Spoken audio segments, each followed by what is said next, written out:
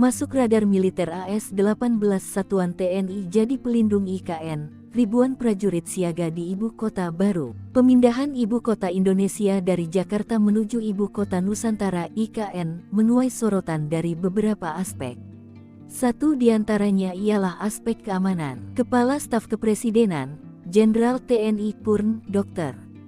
Muldoko menyebut jika perkembangan teknologi telah menjadikan medan pertempuran semakin kompleks dan wilayah IKN masuk dalam radius 3 kapabilitas militer Amerika Serikat dan Tiongkok. Kerawanan IKN menuntut kita untuk mengadopsi konsep pertahanan cerdas, ujar Muldoko dikutip dari website KSP.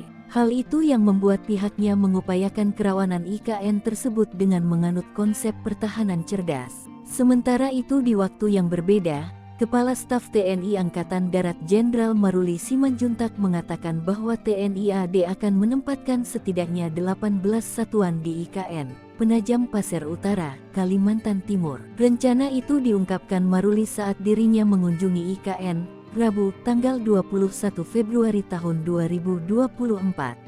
Ia mengatakan bahwa TNI AD telah membangun Komando Distrik Militer Kodim di kawasan IKN. Rencana nanti akan dibangun Korem Komando Resor Militer lagi, serta Koramil Komando Rayon Militer termasuk ada 18 satuan ditempatkan di IKN, kata Maruli. Hal yang sama juga diungkapkan oleh Panglima TNI Jenderal Agus Subianto.